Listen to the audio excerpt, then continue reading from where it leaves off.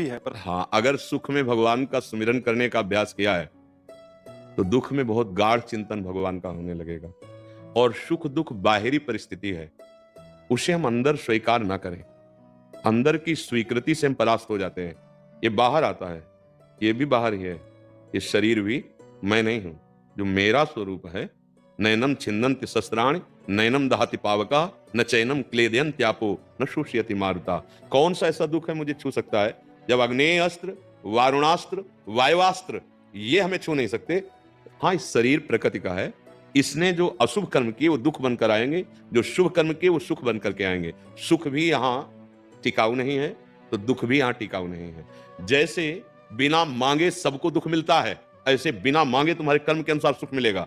तुम वो पुरुषार्थ करो जो तुम्हें सुख और दुख दोनों से महान ऊपर उठा दे, जो सुख दुख में समान, जो लाभ हानि में समान, जो जय पराजय में समान कर दे, उसी का नाम है भगवान की शरणागति, भगवान का भजन। और वो आप कहने कर रहे हैं तो विपत्ति में तो और गाढ़ हो जाना चाहिए, कहीं त्रुटि हो रही नहीं। कुंती जी ने तो भगवान से विपत्ति मांगी, भगवान ने कहा विपत्ति क्यों मांगा? बोले जब विपत्ति आती है तो आप मुस्कुराते हुए मेरे समीप नजर आते हो। आज जब हस्तिनापुर के सम्राट पद पर युधिष्ठिर विराजमान हो गए तो आप पीठ दिखाकर द्वारिका जा रहे हो। मुझे ऐसी संपत्ति नहीं चाहिए, मुझे वो विपत्ति चाहिए जब आपका पीताम्बर फहरा रहा है और आप हमारी तरफ भागते हुए आ रहे हैं। जब हम सुख में भगवान का चिंतन करते हैं तो दुख में हमारा गाढ़ चिंतन होने लगता है, और जब हम सुख में उसका भोग करते हैं तो दुख को जबरदस्ती भोगना पड़ता है। इस सिद्धांत को मानिए, ये अध्यात्म है। यहाँ जो भी उत्तर होगा वो तस्मात् शास्त्रम प्रमाणम थे और अध्यात्म के अंतर्गत होगा। जब हम सुख को हर्षित होकर भोगे हैं तो जबरदस्ती दुख को शोकित होकर भोगना पड़ेगा। और अगर सुख को हमने समाज सेवा में लगाते हुए, भगवत चिंतन करते हुए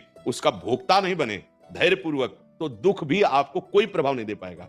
बड़ा से बड़ा दुख, चाहे शरीर रोग से ग्रसित हो या बाहर भारी प्रतिकूलता हो, वो निराश नहीं होता। आप देखो, सुदामा जी को कई कई दिन भिक्षा नहीं मिलती थी और गृहस्थ थे, बच्चे थे। पत्नी कभी कभी बहुत ही दुखी होकर कह देती कि हम और आप भूखे रह सकते हैं, लेकिन इन बच्चों को केवल तुलसी दल और चरणामृत से हम कै दिन जीवित रखें।